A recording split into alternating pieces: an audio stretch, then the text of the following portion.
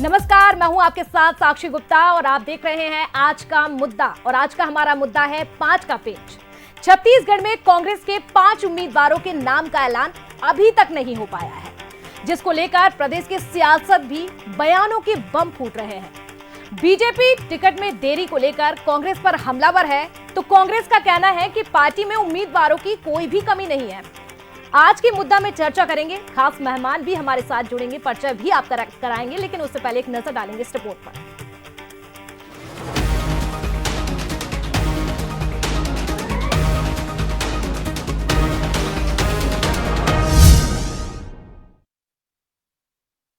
छत्तीसगढ़ में कांग्रेस के 5 उम्मीदवारों के नाम सामने आना अभी बाकी है, लेकिन सियासी दंगल में कांग्रेस के टिकट वितरण को लेकर बीजेपी ज्यादा चिंता कर रही है। कांग्रेस के लिस्ट में देरी पर रोज बीजेपी बयान दे रही है, चुटकी ले रही है। बुधवार को मुख्यमंत्री विष्णुदेव साय ने कांग्रेस प्रत्याशियों के ऐलान पर चुटकी लेते हुए कहा कि कांग्रेस में बिखराव है और वो डूबती नैया है। तो कैबिनेट मंत्री केदार कश्यप ने तंज कसते हुए एक्स पर लिखा कि कांग्रेस को प्रत्याशी नहीं मिल रहे। अब कांग्रेस में बिखराव है और डूबती हुई नैया हम हर बार बोलते हैं, छेद हो गया है, पानी भर रहा है, तो लोग अपना आशियाना ढूंढ रहे हैं और कांग्रेस छोड़ के जा रहे हैं। और इतना बिखराव है, पूर्व मुख्यमंत्री जी को मंच पर ही कार्यकर्ता पिछले 5 साल में उनके साथ कैसा बर्ताव हुआ है, इसी से आप अंदाजा लगा सकते हैं कि कांग्रेस की क्या स्थिति है। कांग्रेस पार्टी डूबती हुई नैया है और उस नैया पर कोई सवार नहीं होना चाहता और लोग भाग रहे हैं। उनके नेता स्वयं कहते हैं अपनी जो परंपरागत सीट है वो बचा नहीं पा रहे हैं, वहां से भाग रहे हैं। सीएम विष्णुदेव साय और केदार कश्यप के हमलों पर पीसीसी चीफ दीपक बैज ने पलटवार किया। उन्होंने कहा कि कांग्रेस के पास कोई कमी नहीं है। बैज ने कहा कि बीजेपी को हमारे प्रत्याशियों की चिंता नहीं करनी चाहिए। भारतीय जनता पार्टी और मुख्यमंत्री का बयान पूरी तरह से हताशा भरा है। अगर ये कहते हैं कि हम 400 पार लाएंगे, तो भारतीय जनता पार्टी इतनी डरी हुई क्यों है? अब भारतीय जनता पार्टी के वरिष्ठ नेता है केदार कश्यप, उनको कांग्रेस से ज्यादा प्यार है और प्रत्याशी की चिंता उनको करना नहीं चाहिए। बिलासपुर, सरगुजा, बस्तर, कांकेर और रायगढ़ के लिए अभी तक कांग्रेस ने नामों का ऐलान नहीं किया है। मतलब साफ है कि कांग्रेस में 5 का पेंच फंसा हुआ है। जैसे ही ये पेंच सुलझेगा, कांग्रेस के योद्धाओं के नाम सामने आ जाएंगे और 24 की जंग और तेज हो जाएगी। तो छत्तीसगढ़ में इन 5 सीटों को लेकर मंथन लगातार किया जा रहा है और पेच भी फंसा हुआ है। ऐसे में अब सियासत होना भी लाजमी है। इसी मुद्दे पर आज हम खास चर्चा करने वाले हैं। हमारे साथ खास पैनल भी जुड़ चुका है, परिचय कराते हैं। हमारे साथ उमेश घोर मोड़े जुड़ चुके हैं, बीजेपी प्रवक्ता हैं। उमेश जी, आपका बहुत स्वागत है। साथ ही हमारे साथ धनंजय सिंह ठाकुर जुड़ गए हैं, कांग्रेस प्रवक्ता है। धनंजय जी, आपका भी बहुत स्वागत है। साथ ही हमारे साथ अनिरुद्ध दुबे जुड़ चुके हैं, वरिष्ठ पत्रकार हैं। अनिरुद्ध जी, चर्चा में आपका भी बहुत स्वागत है। धनंजय जी, सबसे पहले चर्चा आपसे शुरू करना चाहूंगी। आखिर ये 5 सीटों को लेकर पेच कहां फंस रहा है? इतनी ज्यादा देरी, क्या चेहरे नहीं मिल रहे हैं कांग्रेस को या फिर कोई और वजह, या जीत का डर सता रहा है? आपसे ही जानना चाहूंगी सीधा। देखिए साक्षी जी, आपको याद होगा कि जब चुनाव होते हैं, चुनाव की घोषणा होती है, उसके बाद ही प्रत्याशियों की घोषणा की जाती है। और निश्चित तौर पर छत्तीसगढ़ में जो 11 लोकसभा सीट है, उसमें 6 सीटों पर कांग्रेस ने प्रत्याशी घोषित कर दिया है और आज या कल में हमारे जो बचे 5 सीट है उसके हम प्रत्याशी घोषित कर देंगे। लेकिन भारतीय जनता पार्टी का डर सता रहा है। भारतीय जनता पार्टी जिस प्रकार से बयान दे रहे हैं, इस पर समझ में आ रहा है केंद्र से नरेंद्र मोदी सरकार की विदाई दिख रही है और भारतीय जनता पार्टी जो 11 सीट जीतने का दावा कर रही है उसमें दम नहीं है, हवा उनका निकल गया है। इनको कांग्रेस की चिंता नहीं करनी चाहिए, पहली बात। दूसरी, भाजपा के नेता कहते हैं कि कांग्रेस के पास प्रत्याशी नहीं है, कांग्रेस के पास प्रत्याशी लायक चेहरा नहीं है। बड़ा हंसी आता है जब भाजपा के नेता ये बात कहते हैं। कांग्रेस से लोग जाके भारतीय जनता पार्टी में चुनाव लड़ रहे हैं, कांग्रेस से लोग जाके भारतीय जनता पार्टी की सरकार में मुख्यमंत्री बन जाते हैं, कांग्रेस से जाके लोग भारतीय जनता पार्टी के राज्यसभा के सदस्य बन जाते हैं। तो किसके पास चेहरा है? कांग्रेस के पास है ना। कांग्रेस से ले जाकर ही तो ये अपने यहाँ प्रत्याशी बनाते हैं, मतलब भाजपा के पास प्रत्याशी चेहरों को रोक नहीं पा रहे हैं। छत्तीसगढ़ में अभी 11 जो सीटें ने जारी की है, वो चिंतामणि महाराज तो कांग्रेस पार्टी से गए हुए हैं। तो जिनके पास खुद के पास चेहरा नहीं है, प्रत्याशी नहीं है, वो कांग्रेस पार्टी पर सवाल उठा रहे हैं। इनको बताना चाहिए कि 303 सीट में जो भारतीय जनता पार्टी की सरकार वर्तमान में है, तो ये अभी तक 300 सीट तो जारी नहीं कर पाए हैं। सवाल हमसे पूछते हैं। चलिए ठीक है, आप जो आरोप लगा रहे हैं उनके जवाब हम जरूर लेंगे बीजेपी से, लेकिन हमारे साथ अनिरुद्ध दुबे भी जुड़ चुके हैं। अनिरुद्ध जी, आपसे मैं चर्चा को आगे बढ़ाना चाहूंगी। आप क्या देख रहे हैं, ये सियासी पेच कहां फंस रहा है इन सीटों को लेकर? कांग्रेस कह रही है कि हमारे पास तो इतने ज्यादा चेहरे थे कि वो बीजेपी में जा चुके हैं, और प्रधानमंत्री नरेंद्र मोदी साथ ही बीजेपी की विदाई की तैयारी भी कांग्रेस ने कर ली है। इतनी तैयारी के बाद भी इन 5 सीटों को लेकर पेच कहां फंस रहा है? आपके सियासी गणित क्या कुछ कह रहे हैं? साक्षी जी, जो दूध का जला होता है ना, वो छाछ को भी फूंक फूंक कर पीता है। अभी विधानसभा चुनाव के समय में जो नतीजे कांग्रेस के प्रतिकूल गए, तो निश्चित रूप से कांग्रेस जो है फूंक फूंक कर कदम रखना चाहेगी। और रही बात, देखिए क्या है कि बस्तर में, मतलब बस्तर जो है वहां पे उम्मीदवारों की कमी नहीं है। एक तरफ प्रदेश कांग्रेस अध्यक्ष दीपक बैस जी हैं, दीपक बैस जी वर्तमान में सांसद हैं भी, और दूसरी तरफ जो है कवासी लखमा जो पूर्व मंत्री रहे, उनके बेटे हरीश लखमा की भी दावेदारी है, और लखमा जी का अपना प्रभाव है, या ये कह लें लखमा परिवार का अपना प्रभाव है, तो निश्चित रूप से। और दूसरी बात यह है कि सरगुजा और रायगढ़ और कांकेर की भी बात करें तो ये कभी कांग्रेस का गढ़ रहा था। हर पार्टी अपना जो है खोया हुआ वजूद चाहती है, तो काफी तैयारी से जो है आना चाहती है।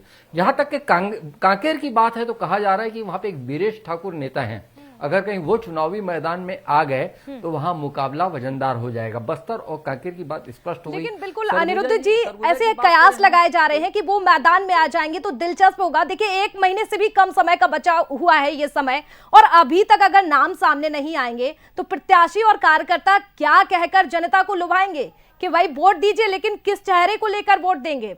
ये बड़ा सवाल है। आपसे और भी चर्चा करेंगे, लेकिन वापस आपके पास आना चाहूंगी बीजेपी से।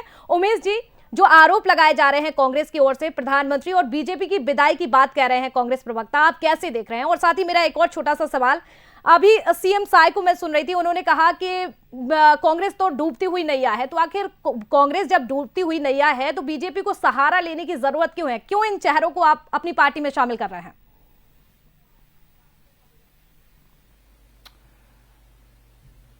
देखिए, जिस प्रकार से चुनाव का विषय है और चुनाव के अंदर में प्रत्याशी घोषित करने का विषय है, कांग्रेस इस देश की सबसे पुराने राजनीतिक दल के रूप में जानी जाती है, और प्रत्याशी घोषित करना नहीं करना ये इनका विशुद्ध रूप से आंतरिक विषय है। लेकिन जब ये समय समय पर भारतीय जनता पार्टी पर आरोप लगाते हैं और बीच बीच में जाग जाग कर मुंगेरी लाल के हसीन सपने देखते हैं और फिर बयानबाजी करते हैं, तो हमको कांग्रेस की पोल खोलने की आवश्यकता पड़ती है।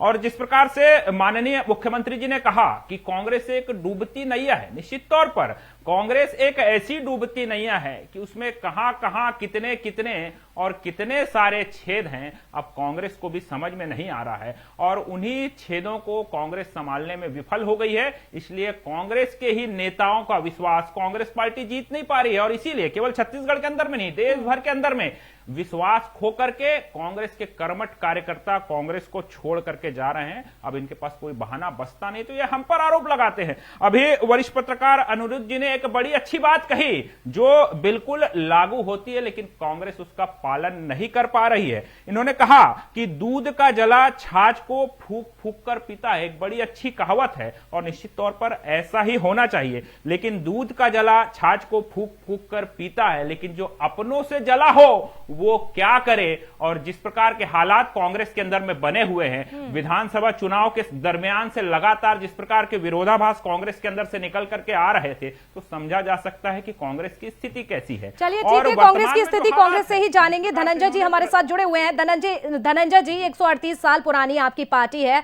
और अब देखिए इतनी पुरानी पार्टी और फिर भी इस तरह से सियासी पेच फंसा हुआ है, तो कहीं ना कहीं कहावतें तो लाजमी है। आप ही जवाब दीजिए, आखिर इतना मंथन क्यों किया जा रहा है, और इन आरोपों को आप कैसे देख रहे हैं बीजेपी के?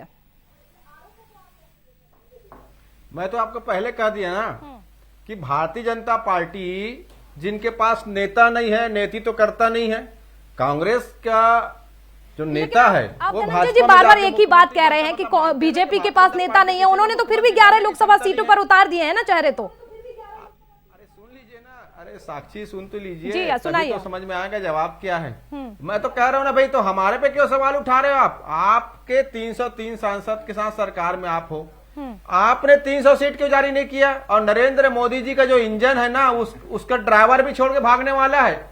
40 सांसद तो टिकट खुद काट दिए हैं।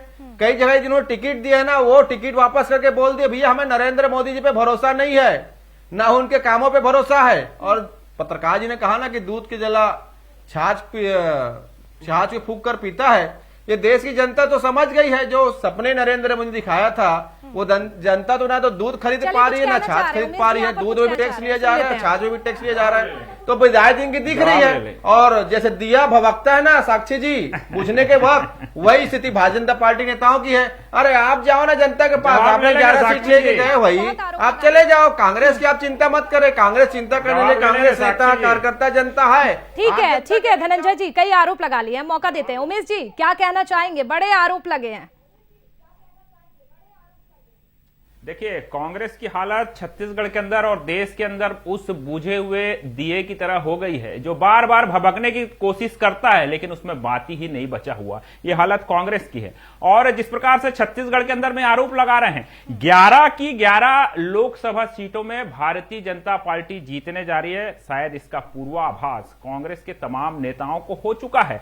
और इसीलिए शायद ये डर का नतीजा है या डर का परिणाम है कि 5 सीटें रह गई है। और जिस प्रकार से बस्तर में चुनाव की प्रक्रिया प्रारंभ हो गई, इनके सांसद है वहां से, इनके प्रदेश के अध्यक्ष दीपक बैज जी, कम से कम उनके नाम की घोषणा कर देते, या उन पर भी अब भरोसा नहीं रहा, या दीपक बैज जी का कहीं कोई ठिकाना नहीं रहा। और ये नेता और नीति की बात कर रहे थे, देश के अंदर में कहां है आपके नेता? देश के अंदर में कोई नीति नहीं है आपकी, ना कोई लीडरशिप है। गठबंधन के लोग आपको नकार रहे हैं, उधर दीदी जा रही है, उधर आरएलडी जा रहा है, उधर मिलिंद जी चले जा रहे हैं। तमाम लोग कांग्रेस पार्टी को नकार करके देश भर के अंदर में जा रहे हैं, और छत्तीसगढ़ के अंदर में कांग्रेस के नेता। ठीक है, आपने दीपक बैज की बात की है तो कांग्रेस के पास में लौटना चाहूंगी। धनंजय जी, दीपक बैज का ही ऐलान कर देते, बस्तर सीट 19 अप्रैल को पहला यहां पर चुनाव होने जा रहा है।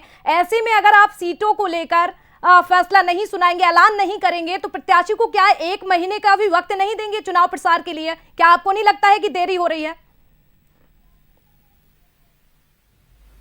देखिए साक्षी, मैंने कहा ना, अरे भाई भारतीय जनता पार्टी अपनी चिंता करे। हमारे प्रत्याशी जनता के बीच कैसे जाएंगे, हमारे प्रत्याशी कैसे बात रखेंगे, वो हम कांग्रेस के नेता कार्यकर्ता समझ लेंगे। अरे आपने जो प्रत्याशी उठाया भाई, उसको लेकर जाओ जनता के बीच में, क्यों डर रहे हो? क्योंकि इनको पता है कि जो नरेंद्र मोदी जी ने जो सेखी बघारने का काम किया था ना, कि 15-15 लाख आएंगे, 2 करोड़ रोजगार मिलेगा, 100 दिन महंगाई कम होगा, 30 व 35 लीटर में डीजल पेट्रोल मिलेगा, किसानों को आमदनी बढ़ेगी, सब दिख रहा है जनता को। आपके पास। और मैं तो कह रहा हूं ना, अरे जो नरेंद्र मोदी जी की सरकार है उसमें तो आधे कांग्रेस के सांसद हैं, और पूरी भारतीय जनता पार्टी, जो मोदी जी ढिंडोरा पीटते थे ना कि कांग्रेस मुक्त भारत, अरे भाजपा में कांग्रेस चले गए हैं। अब कांग्रेस कार्यकर्ता कह रहे कि हम कहां जाएं, जब सारे कांग्रेसी यहीं आ गए हैं, तो हमारा क्या होगा? हमारा क्या होगा? ज्योतिराज सिंधिया जी केंद्रीय मंत्री, मैंने कहा ना, धनंजय जी अब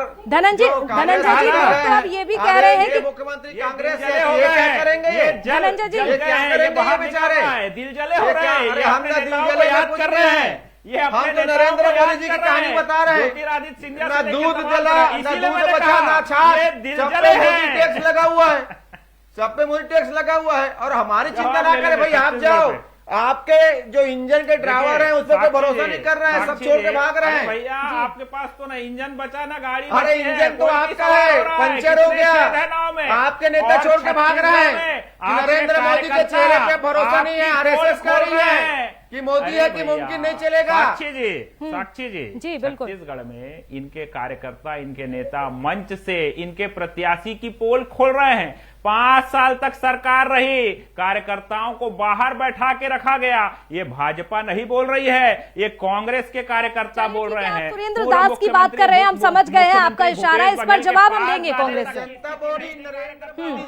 और बीते 5 जवाब हम लेंगे। आपने सुरेंद्र दास को लेकर यहाँ पर इशारा किया है, जवाब हम लेंगे। हमारे साथ वरिष्ठ पत्रकार भी जुड़े हुए हैं, उनका रुख करेंगे। अनिरुद्ध जी, आप कैसे देख रहे हैं इस बयानबाजी को लेकर? एक तरफ बीजेपी की ओर से कहा जा रहा है, कांग्रेस की ओर से भी आपने पलटवार सुना है, क्या लगता है ये सीटों को लेकर ये जो पेच फंसा हुआ है, कहीं ना कहीं विधानसभा चुनाव में भी हमने देखा कि कांग्रेस ने लेट लतीफी की और रिजल्ट क्या निकला वो हम सभी के सामने है। अब लोकसभा चुनाव में भी यही तस्वीरें छत्तीसगढ़ से आ रही हैं, तो क्या लगता है आपको कांग्रेस की आप स्थिति क्या देख पा रहे हैं छत्तीसगढ़ में? आपने कहा कि दोनों तरफ के बयान आप सुन रहे हैं, तो निश्चित रूप से मैं सुन रहा हूं। उन्होंने भी दिए की बात की, इधर भी दिए की बात की, दूध और छाछ ये चल रहा है, तो मुझे तो ऐसा लग रहा है कि एक कहानी है दिया और तूफान की। फिर भाई उमेश ने ये भी कहा कि अपने ही गिराते हैं नशे मन पे बिजलियां, और धनंजय जी ने कहा कि प्रत्याशियों की तो वहां कमी है, इधर से लोग जाते हैं और उधर से लड़ते हैं। वो धनंजय जी जो बात कर रहे थे, तो सरगुजा से जो भारतीय जनता पार्टी के उम्मीदवार हैं चिंतामणि महाराज, असली बात वो कांग्रेस में थे और हाल ही में वो जो है भारतीय जनता पार्टी में गए और वो जो है प्रत्याशी के रूप में सामने हैं मैदान में, और बहुत अनुभवी नेता हैं। इसके पहले भी भारतीय जनता पार्टी एक्सपेरिमेंट कर चुकी है विधानसभा चुनाव के समय में। जनता कांग्रेस जो जोगी कांग्रेस कहलाती थी, उससे निकलकर जो है धर्मजीत सिंह जी आए थे, उनको विधानसभा चुनाव की टिकट दी और वो विधायक चुनाव जीते, और अभी वो सदन में एक बहुत वरिष्ठता के नाते आते हैं। लेकिन आपका जो सवाल है पहले भी था और अभी भी है कि समय कम बचा है। साक्षी जी, बहुत चीजें बदल गई, परिवेश बदल गया। मैं आपको बताऊं, मैंने वो दौर भी देखा है कि मतलब नामांकन की तारीख, अंतिम तारीख आ जाती थी और कहीं कहीं की जो है टिकटें सवेरे डिक्लेयर होती थी, मतलब 3 बजे नामांकन समाप्त होना है, और तो वो दौर कम से कम अब नहीं है। अब एक अच्छी प्रतिस्पर्धा है, प्रत्याशियों के बहुत पहले नाम आ जाते हैं उसको, और जब एक पार्टी लाती है तो दूसरी पार्टी भी ले आती है। ठीक है, मैं मान रहा हूं कि यहाँ पे कांग्रेस के अभी जो 5 प्रत्याशी बचे हैं, और मैं नहीं समझता, और मुझे लगता है कि 2 दिन के भीतर जो है ये सब नाम आपके सामने होंगे। ये आज भी हो सकता है, कल भी हो सकता है, परसों भी हो सकता है। चलिए ठीक है। धनंजय जी, जो आरोप उमेश जी ने आपके ऊपर लगाए थे, अब आपसे मैं जवाब लेना चाहूंगी। भरे मंच से जिला पंचायत सदस्य एक पुराना कार्यकर्ता कहता है कि 5 सालों में हमारे साथ तो अत्याचार हुआ है, पार्टी ने कुछ भी नहीं किया। अगर आपके कार्यकर्ता इस तरीके के बयान देंगे भरे मंच में, और वो भी पूर्व सीएम की उपस्थिति में, क्या संदेश जाता है छत्तीसगढ़ की जनता के लिए? उसके बाद भी आप उम्मीद करते हैं कि जनता आपका साथ देगी लोकसभा चुनाव में? देखिए साक्षी जी, भारतीय जनता पार्टी और कांग्रेस में यही जमीन का अंतर है।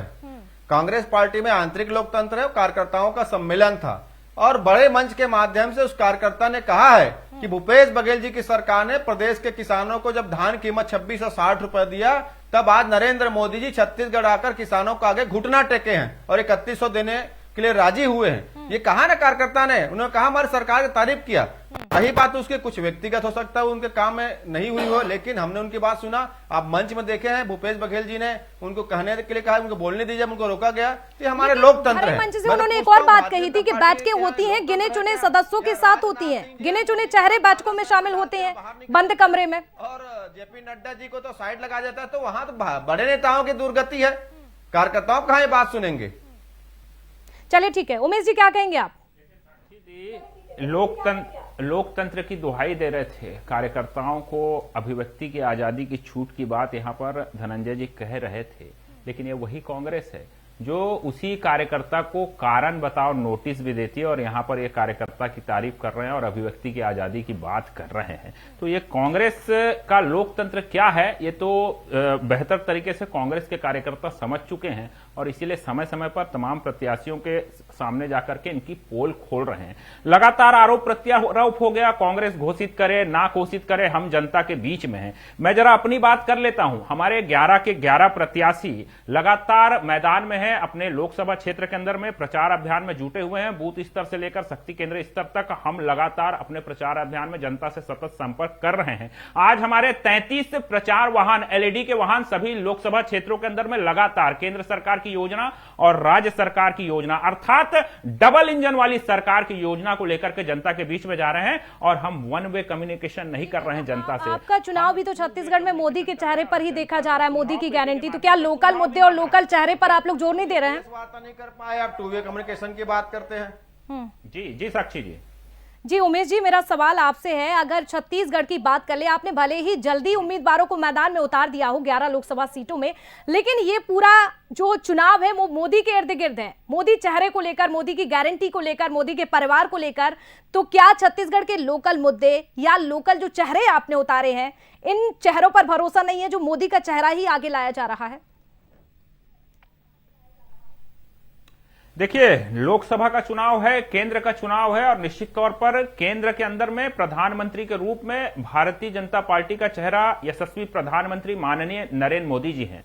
और हम सभी भारतीय जनता पार्टी के जो तमाम कार्यकर्ता हैं वो मोदी का परिवार है, और मोदी के परिवार के सदस्य के रूप में हम जनता के बीच में मोदी जी की योजनाओं को लेकर के जा रहे हैं। जैसा कि आपने कहा, मोदी की गारंटी आज जनता जानती है कि मोदी की गारंटी ही अपने आप में गारंटी पूरी होने की गारंटी है। और इसीलिए छत्तीसगढ़ की जनता ने देखा है कि किस प्रकार से महतारी वंदन योजना के तहत 70 लाख से अधिक माताओं बहनों को उसका सीधा लाभ मिला। छत्तीसगढ़ के किसानों को 3100 रुपए का विषय हो, अंतर की राशि का विषय हो, दान की राशि का विषय हो, लगातार जो हमने कहा था वो करने का काम छत्तीसगढ़ के अंदर में किया है, और जनता का विश्वास हमने जीता है। वैसे ही देश के अंदर में भी जनता का विश्वास नरेंद्र मोदी जी के साथ है, भारतीय जनता पार्टी के साथ है। इसलिए हमें कहीं कोई संशय नहीं है, हम 11 की 11 लोकसभा सीटों के अंदर छत्तीसगढ़ में जीतने जा रहे हैं, और देश के अंदर में अब की बार भारतीय जनता पार्टी इतिहास रचते हुए 400 पार जाने वाली है। और इसीलिए कांग्रेस घबराई हुई है, डरी, सहमी और भयभीत है।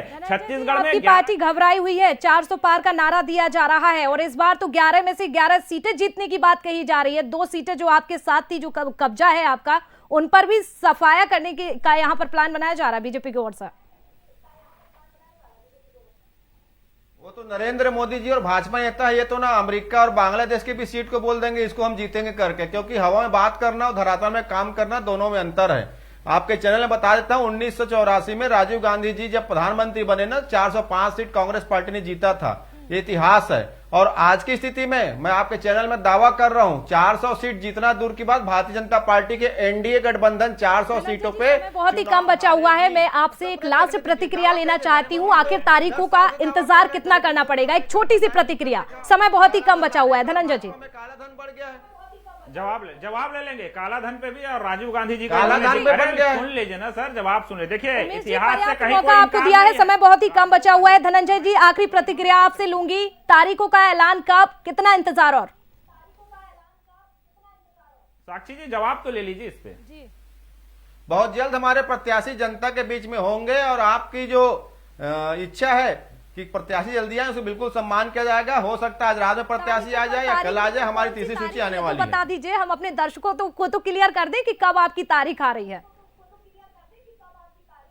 7 मई को आखिरी चुनाव है छत्तीसगढ़ में, 3 चरणों में चुनाव हो रहे हैं। आप इस बात को याद रखिएगा, जब निर्वाचन आयोग एक चरण में चुनाव नहीं करवा पा रहा है मोदी के हार के डर से, 19 अप्रैल की भी वो तारीख याद कर तो लीजिए धनंजय जी, 19 अप्रैल की भी तारीख याद कीजिए, पहला चुनाव है। चुनाव कराता है तो एक बार हम प्रत्याशी दे देते हैं। चलिए ठीक है, समय बहुत ही कम बचा हुआ है।